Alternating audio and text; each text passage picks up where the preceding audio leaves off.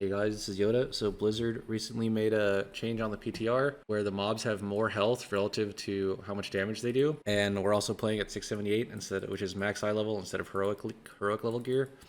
I've had the chance to play around with this change for the last couple days. It does change a couple things. So number one, you are more likely to be gated by DPS checks now than heal checks, which makes sense since the mobs have more health. It's going to be harder to time the key based on your damage, the damage you do based on like the key just like killing you. Number two, you are more likely to have to do bigger pulls that are going to survive longer. So like the timer is tighter now since the mobs have more health. You're going to need to do bigger pulls in order to time higher keys. And on top of that, the mobs are going to be living longer. So what does that mean for tanks? That means tanks are going to basically have to like have a full cooldown rotation, like going through multiple cooldown rotations. I think I remember like I winged the first pull of Brewery twice on my Paladin. So you're gonna have to go through like your full cooldown rotation. The pack isn't gonna die in 30 seconds. Every pack, and it's gonna be a bigger pack. So tanks that are capable of taking bigger pulls for longer are going to be, I guess, better than previously expected. So that means Vengeance Demon Hunter. It's going to be a lot better than previously expected, and Blood Decay is going to be a little bit worse. Blood Decay excels in smaller pulls, where most of the damage is coming from like one major source that you can just like do a coordination on that guy and then just heal through the melees with your Death Strike. If you're forced to slam cooldowns back to back to back to deal with melees, sometimes it's not enough. Sometimes you have a small gap, and or another tank might just drop really low and get healed. Blood Decay is probably going to get one shot in those scenarios. So it is going to be a little bit worse for Blood Decay.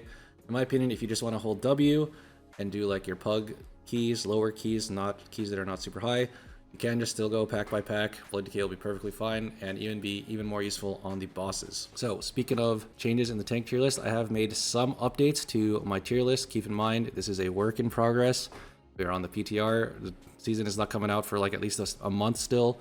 If you see something in the S tier, that doesn't mean it's going to be meta in season 2. That just means it's how I feel like it's strong right now this week on the PTR. Things can easily change at any point. This is where I'm at right now. So I put VDH back to S tier since we're going to be dealing with bigger pulls. VDH's Felscard recently got massive buffs. However, I feel like since tank damage is extremely low right now, you would rather play the safer build, which in my opinion is Eldrachi. Eldrachi features much higher self-sustain, and right now on the PTR there are 3 major bugs with it that I know of. So number 1 is the bug that is currently on live season 1. It's been there for all of season 1 except for like 1 week where they fixed it and then unfixed it for some reason. Basically the capstone talent Thrill the Fight is supposed to give you 20% increased damage and healing when it's up.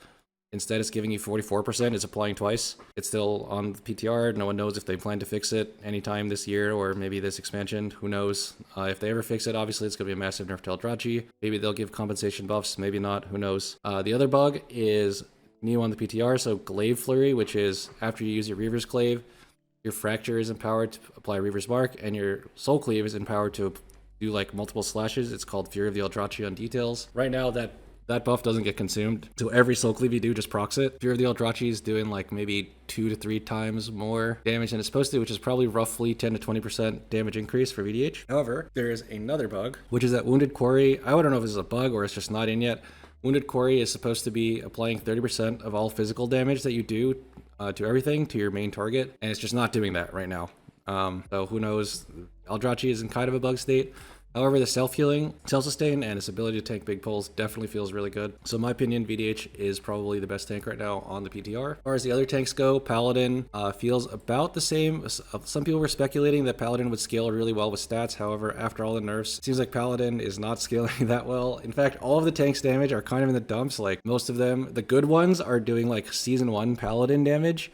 Except, we're 30 eye levels higher with a new tier set, so I feel like we should be doing more damage than a Season 1 tank. But right now, tank damage is in the complete dumpster. As evidence, here are some logs. So this is from a couple days ago.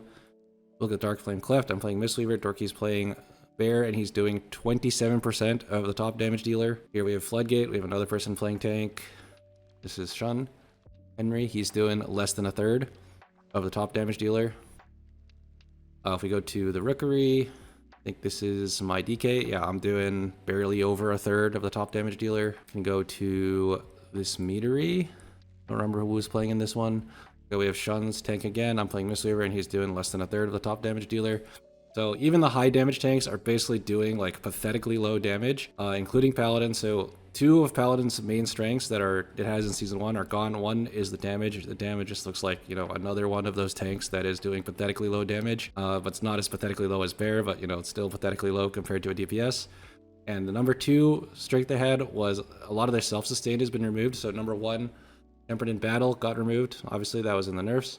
And Lay on Hands actually noticeably has a much longer cooldown, especially if you play Templar. A lot of the times on live, like if you're unhappy with the amount of healing you're receiving, you can just push Lay on Hands and it's all good. But you're going to be able to do that a lot less often now. Also in the A tier, we have Blood Decay. So I think Blood Decay is still probably the best tank in Pugs if you are good at Blood Decay. If you don't know how to play Blood Decay, or if you're just inviting some random that's playing Blood Decay, you're very prone to getting one shot.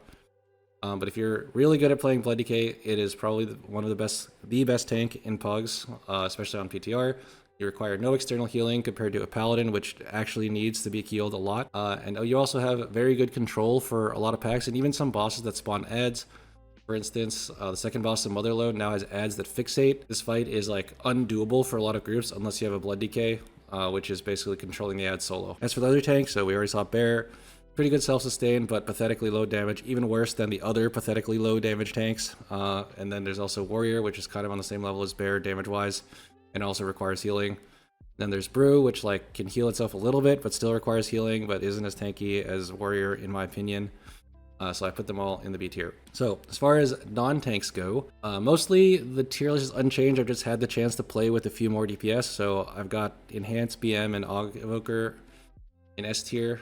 These are definitely by far the highest performing DPS that we've seen. A tier I've played with, these are just specs that I've played with. I haven't had the chance to play with all the DPS specs. Everything that's not like BM Hunter, Enhance, or Aug just looks like 1 or 2 steps below. But the specs I've played with seem to have been doing okay, other than, not being one of those 3. As far as healers go, Mistweaver feels really strong. So ever since Dragonflight Season 3, it's been top 2, I think, every season. Dragonflight Season 3 was like either top 1 or top 2. And Season 4, nothing really mattered except our Druid, but Mistweaver was still second. Last season, Season 1, to where within actually its current season, Mistweaver I would say is the second best healer post rework after Disc Priest. The next season, I think the dynamic is kind of going to be the same. So right now, there are 2 things in dungeons that are making Priest like hard required for those dungeons. So number 1, there's Squirrels in Workshop. It's the same mechanic that was there the first time and the second time they brought it back. Or sorry, the first time they did it and the first time they brought it back. Now it's the second time they brought it back and the squirrels are still there somehow.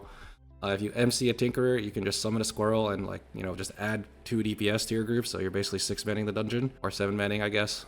6-manning if you have an Aug, something like that. I don't know. That's hard. But basically, you just have an extra source of damage in your group that you're not supposed to have, or you shouldn't have, in my opinion. Also, in Priory of the Sacred Flame, if you don't have a Priest or a Paladin, the dungeon is uncompletable. I feel like the dungeon is tuned around having the dungeon buff, which is, like, if you have a Priest or Paladin, there's a fountain you can click in the middle. And depending on the class that you're playing, this buff either does 50% of your damage for certain classes like Outlaw Rogue, 20% for Enhanced Shaman, or like 10% for like most DPS, or like 5% for tanks. So yeah, if you don't have a Priest or a Paladin in your group, that dungeon is basically uncompletable.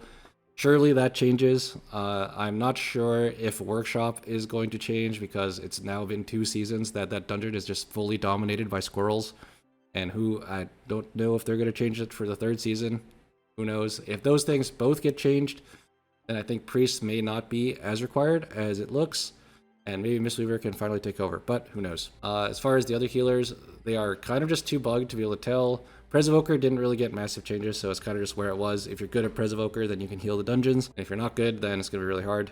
Resto Druid is massively bugged. I believe Insurance, which is like the tier set they have, only procs on themselves. The 4 set just doesn't proc on anyone. Or sorry, I don't actually know, but I've only seen the tier set procking on the Druid themselves. It doesn't really proc that much on other people, so that is kind of weird. I think this is the 4 set that doesn't work, now that I think about it again. But yeah, so a few things I'm hoping for are massive tank damage buffs. It feels really bad when you're playing tank. There's not even tank busters, so you can't really contribute that well to the success of the key. Differentiate yourself from other tanks other than like just surviving, which is becoming somewhat easy now since there's no tank busters. It would be nice if they added some damage back, especially since tanks can't get auged. In groups where your DPS are getting augmented and they're doing like 6 mil and you're doing like sub 1 mil, it just looks and feels so bad. I really hope they do something about that. Anyway, that's going to be it for the Tierlist update. Thanks everyone for watching. Peace out.